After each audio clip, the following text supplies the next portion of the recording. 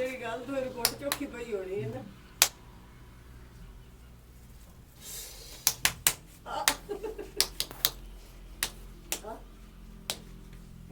ਮੂੰਹ ਭਰਾ ਕਰ ਲੈ।